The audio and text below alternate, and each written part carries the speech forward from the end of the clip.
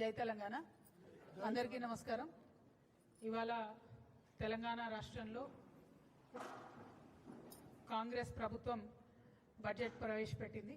మరి నిన్న ఉగాది నాడే తెలంగాణ జాగృతి ఒక కొత్త ఆనవాయితీకి రాష్ట్రంలో తెరదీస్తూ ప్రజల బడ్జెట్ ఎట్లా ఉండాలి, ప్రజలు ఏం కోరుకుంటున్నారనే విషయాన్ని ప్రభుత్వానికి మేము తెలియజేసేటటువంటి ప్రయత్నం చేసినాం. ఎట్లయితే జాగృతి ఎస్టిమేట్ చేసిందో మా దగ్గర ఉండేటటువంటి నిపుణుల బృందంతో దాదాపుగా మేము 3.23 crores పెడతారంటే వీళ్ళు 3.24 lakh crores పెట్టినారు.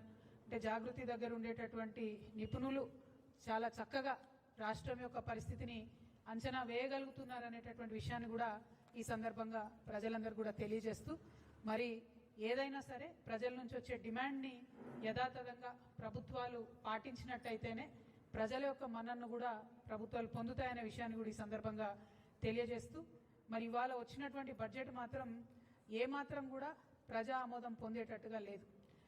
3,24,234 కోట్లతోని బడ్జెట్ పెడితే ఈ రాష్ట్రంలో 56% మంది బీసీలు ఉంటే ఈ ప్రభుత్వం బీసీలకు ఇచ్చినటువంటి నిధులు 4% మాత్రమే. 56% బీసీలు ఉంటే 4% నిధులు కూడా కేటాయించలేదు.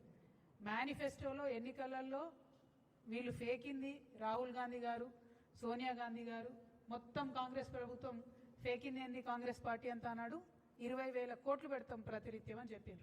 కానీ ఇవాళ ఏం చేసిండ్రు, 12,511 కోట్లు మాత్రమే బీసీల కోసం బడ్జెట్ పెట్టిండ్రు. అంటే ఇది ఒక పెద్ద ఫేక్. సెకండ్ ఏంటిది, ఎంబీసీకి ప్రత్యేకంగా ఒక మినిస్ట్రీ ఇస్తామని చెప్పిండ్రు. ఎంబీసీలో ఉండే చిన్న చిన్న కమ్యూనిటీస్ అన్నిటికీ కూడా కార్పొరేషన్లు ఏర్పాటు చేస్తామని చెప్పారు. వాళ్ళకి షాపింగ్ కాంప్లెక్స్లు కట్టిస్తామని చెప్పారు. ఎక్కడా కూడా ఆ దిశగా ఒక ముందడుగు వేయడం కానీ, మరి వృత్తి పనులన్నీ కూడా గ్లోబలైజేషన్లో పోతున్నాయి కాబట్టి వాటిని ఆదుకోవాలనే ఆలోచన కానీ ఎక్కడా కూడా లేదు. కేవలం తెలంగాణ జాగృతి మాత్రమే ఎంబీసీల గురించి బీసీల గురించి ఆలోచిస్తుంది. కాబట్టి మేము చెప్పినాం, ఒకనాడు వస్తుంది మా ప్రభుత్వం, వచ్చినప్పుడు పుస్తెలు మట్టెలు చేసేటటువంటి జీవో మీద మొదటి సంతకం పెడతామని కూడా చెప్పినాం. ఎందుకు చెప్తున్నాం అంటే మా కమిట్మెంట్ అది. ఈ రాష్ట్రంలో ఉన్న ఎంబీసీలు ఆగమైపోతున్నారు కాబట్టి వాళ్ళ పట్ల ఈ ప్రభుత్వం శ్రద్ధ లేని వ్యవహారం చేస్తుందనే విషయాన్ని మళ్ళొకసారి తెలియజేస్తున్నాం. అట్లనే గిరిజన మంత్రి కూడా లేరు. ఇది మొదటి మంత్రివర్గం, మైనార్టీలు లేకుండా ఎస్టీలు లేకుండా మంత్రివర్గం ఉండడం ఇది మొదటిసారి. మేము 2.5 years నుంచి ఫైట్ చేస్తూ వచ్చినాం. మైనార్టీకి మినిస్ట్రీ ఇవ్వాలి అంటే అజరుద్దీన్ గారికి సడన్ గా తీసుకొచ్చి ఇచ్చినారు. ఎస్టీకి మినిస్ట్రీ ఇవ్వలేదని కూడా మేము డిమాండ్ చేస్తున్నాం. ఖచ్చితంగా ఎస్టీకి మినిస్ట్రీ ఉండాలి. లంబాడాలు లేనటువంటి మినిస్ట్రీ ఇంతవరకు లేదు.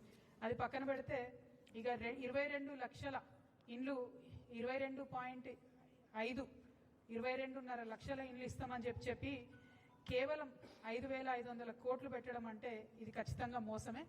గత బడ్జెట్లో ఇందిరమ్మ ఇండ్లకు 12,000 కోట్లు పెట్టిండ్రు. ఇప్పుడు అమాంతం 7,000 కోట్లు తగ్గించి 5,500 కోట్లు పెట్టిండ్రంటే పేద ప్రజలకు ఇండ్లు ఇచ్చేటటువంటి ఆలోచన కాంగ్రెస్ ప్రభుత్వానికి లేదనే విషయం స్పష్టమవుతున్నది. ఇది ఇంకొకటి రాహుల్ గారి ఫేకుడు అని చెప్పి తెలంగాణ ప్రజలందరూ కూడా తెలియజేస్తా ఉన్నాం. At the same time minority budget అయితే సేమ్ అసలు ఏమీ మార్పు లేదు, ఏమీ లేదు. అసలు మైనారిటీలను పట్టించుకున్న దాఖలా కూడా లేదు. అదేవిధంగా నేను ఫేక్ బడ్జెట్ అని ఎందుకంటున్నా అంటే, మామూలుగా ఎగ్జామ్ రాసేటప్పుడు పిల్లలు ఒకసారి చదివి మళ్ళీ చదువుతారు, అంటే రివిజన్ చేసుకుంటుంటారు, బట్టి పడుతుంటారు, చదివిందే చదువుతుంటారు. వీళ్ళు కూడా ఏం చేశారంటే పోయిన సంవత్సరం బడ్జెటే మళ్ళీ ఈ సంవత్సరం కూడా పెట్టారు. ఎందుకు మార్చాలి, టైం వేస్ట్, పేపర్ వేస్ట్ అనుకున్నట్టున్నారు. ఒక 4-5 ప్రధానమైన అంశాలు, చేయూత పెన్షన్లు పోయినసారి ఎంత ఇచ్చారు ఇప్పుడు అంతనే, రైతు భరోసా పోయినసారి 18,000 కోట్లు ఈసారి 18,000 కోట్లు, రైతు కూలీలకు ఇందిరమ్మ పథకానికి పోయినసారి 600 కోట్లు ఈసారి 600 కోట్లు, గృహజ్యోతికి పోయినసారి 2,000 కోట్లు ఈసారి అంతే, గ్యాస్ సబ్సిడీకి అంటే ఒక అక్షరం కూడా పొల్లుపోకుండా, అది గ్యాస్ సబ్సిడీ కావచ్చు, రాజీవ్ ఆరోగ్యశ్రీ కావచ్చు, మహాలక్ష్మి కావచ్చు, same to same copy paste అన్నట్టు, అసలు మార్పు కూడా లేదు. అందుకే నేను చెప్తున్నా ఇది ఫేక్ బడ్జెట్ ఒకటి. 2 విజన్ బడ్జెట్ కాదు, ఇది విజన్ ఉన్న బడ్జెట్ కాదు, ఇది రివిజన్ బడ్జెట్. కేవలం రివిజన్ చేసుకుంటారు కదా బట్టి కొట్టినట్టు, అంత దారుణంగా ఉంది ఈ బడ్జెట్. అదేవిధంగా మరి ముఖ్యమంత్రి గారు మొన్న 2.5 గంటలు మాట్లాడిండ్రు అసెంబ్లీలో. మాట్లాడుకుంటే ఏం చెప్పిండ్రు, పోయిన ప్రభుత్వం చేసినటువంటి అప్పులన్నింటినీ మేము చాలా కష్టపడి తగ్గించినాము, రేట్లు తగ్గించినాము, కేంద్ర ప్రభుత్వం మాకు 20,000 కోట్లను డెట్ రీస్ట్రక్చర్ చేసుకోవడానికి అవకాశం ఇచ్చిందని చెప్పి 2.5 hours ఆయన ఏకపాత్రాభినయం చేసి చెప్పారు. మరి చెప్తే ఇక్కడ ఒక సూటి ప్రశ్న కాంగ్రెస్ ప్రభుత్వానికి, పోయినసారి బడ్జెట్లో వాళ్ళు ఏం ఎస్టిమేషన్ వేసారంటే కేంద్ర ప్రభుత్వం నుంచి వచ్చేటటువంటి గ్రాంట్స్ 22,782 కోట్లు ఉంటాయని చెప్పారు. కానీ వాస్తవానికి రియలైజ్ అయింది ఎంత? అందులో సగం 11,161 కోట్లు మాత్రమే రియలైజ్ అయినాయి. అంటే 100 సార్లు ఢిల్లీకి పోయి వచ్చి 20,000 కోట్లు డెట్ రీస్ట్రక్చర్ చేసుకొని ఏదేదో సాధించమని చెప్తున్నటువంటి మీరు, ప్రధానమంత్రి మోడీ గారిని బడేబాయి అని చెప్పి సంబోధించేటటువంటి మీరు, మన రాష్ట్రానికి హక్కుభుక్తంగా రావాల్సినటువంటి 22,000 కోట్ల రూపాయలను ఎందుకు రాబట్టుకోలేకపోయినరు? Only 50% you are able to get. దీనికి మీరు ఇన్నిసార్లు ఢిల్లీకి వెళ్ళడం ఎందుకు? అది కాకుండా ఇంకొక మోసం మీరు చేస్తున్నది, ఇంకొక ఫేక్ ఏంటంటే ఈ సంవత్సరం మళ్ళీ 24,000 కోట్ల రూపాయలు వస్తాయని చెప్పి బడ్జెట్లో పెట్టారు. అంటే పోయిన సంవత్సరం 22,000 కోట్లు వస్తాయంటే అలా సగం కూడా రాలేదు. మళ్ళీ ఈసారి కూడా అంతే ఎక్కువ ఎస్టిమేట్ చేసి పెడుతున్నారు. అంటే ఇది కేవలం ప్రజల్ని మోసం చేయడమే. ఇంకొక మాట మేము అడుగుతా ఉన్నాం, మీరు ఇన్నిసార్లు ఢిల్లీకి పోయి వచ్చి ఇన్నిసార్లు ప్రధానమంత్రి గారితో మాట్లాడి ఎందుకు ఒక్కనాడు కూడా బీసీల గురించి మాట్లాడతలేరు? ఎందుకు ఒక్కనాడు కూడా పెండింగ్ ఉన్న బీసీ బిల్ గురించి మాట్లాడతలేరు? అఖిల పక్షాన్ని తీసుకెళ్తామన్న హామీ ఏమైంది? అంటే దేనికోసం పోతున్నారు మీరు అనేటటువంటి ప్రశ్న మాత్రం ఇలా తెలంగాణ ప్రజల్లో వస్తుందని ఈ సందర్భంగా చెప్తా ఉన్నాం. అట్లనే ఓవరాల్గా బడ్జెట్ మేనేజ్మెంట్ గురించి చూసినట్టయితే చాలా చాలా వైరుధ్యాలు ఉన్నాయి. ఒకటి, రెవెన్యూ సర్ప్లస్ని చాలా ఎక్కువగా వేసి చూపించినారు. 6,857 crores ఉందని చెప్పింది. లాస్ట్ టైం కూడా అట్లనే రెవెన్యూ సర్ప్లస్ మా దగ్గర 2,700 కోట్లు ఉందని చెప్తే చివరికి వచ్చి 591 కోట్లు మాత్రమే ఉంది. ఈసారేమో దానికి మూడింతలు పెంచి 6,800 కోట్లు ఉందని చెప్తా ఉన్నారు. ఈసారి కూడా లాస్ట్కి వచ్చేసరికి మళ్ళా ఏమీ ఉండదు. అంటే ఇది కంప్లీట్లీ ఫేక్, ఫ్యాబ్రికేటెడ్ బడ్జెట్ అన్నది మాత్రం చాలా చాలా క్లారిటీగా అర్థమవుతుంది.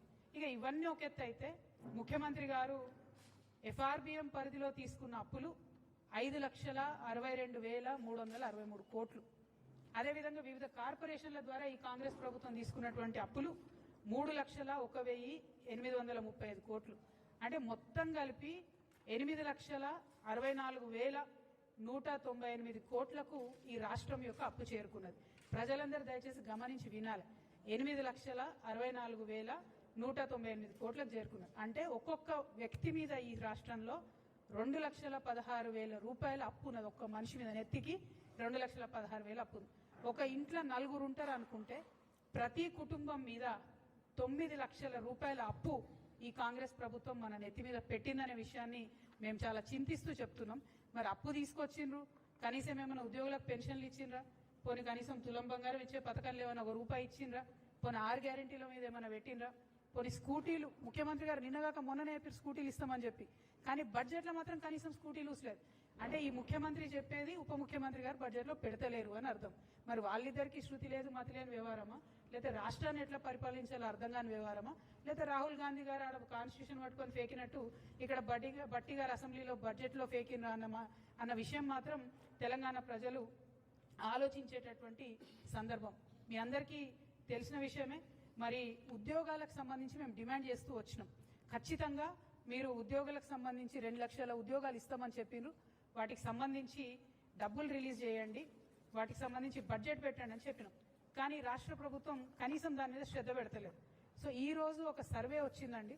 ఈ సర్వే పేరు స్టేట్ ఆఫ్ వర్కింగ్ ఇండియా. అంటే పని చేస్తున్నటువంటి వాళ్ళు, ఎంప్లాయిడ్ ఉన్నటువంటి వాళ్ళ పరిస్థితి కోసం దేశవ్యాప్తంగా అజీం ప్రేమ్జీ యూనివర్సిటీ చేసిన సర్వే. దీంట్లో ఏమొచ్చిందంటే ఎంత దారుణం అంటే, ప్రతి 4 డిగ్రీ చేసినటువంటి తెలంగాణ బిడ్డలలో, మగపిల్లలలో 4 డిగ్రీలు చేస్తే ఒక్కరికి మాత్రమే ఉద్యోగం ఇవ్వగలుగుతున్నాం. ఆడపిల్లలలో డిగ్రీ చేసిన 2 ఆడపిల్లల్లో ఒక్కరికి మాత్రమే ఉద్యోగం ఇవ్వగలుగుతున్నాం. అంటే విమెన్లో అన్ఎంప్లాయ్మెంట్ శాతం 50% ఉంది, మగపిల్లల్లో అన్ఎంప్లాయ్మెంట్ శాతం 28% ఉంది రాష్ట్రంలో. ఇది కంపారిటివ్లీ వేరే రాష్ట్రాలకు, కాంగ్రెస్ ప్రభుత్వాలు ఉన్న కర్ణాటకలో చూసుకున్నా కూడా మహిళల అన్ఎంప్లాయ్మెంట్ ఓన్లీ 20% ఉంది, మగవాళ్ళ అన్ఎంప్లాయ్మెంట్ ఓన్లీ 22% ఉంది. అంటే ఇంత పెరుగుతున్నాము, తెలంగాణ రైజింగ్ అంటే నేను ఎల్లనో అనుకున్నా, కానీ అన్ఎంప్లాయ్మెంట్లో మాత్రం సూపర్ రైజింగ్ ఉన్నది.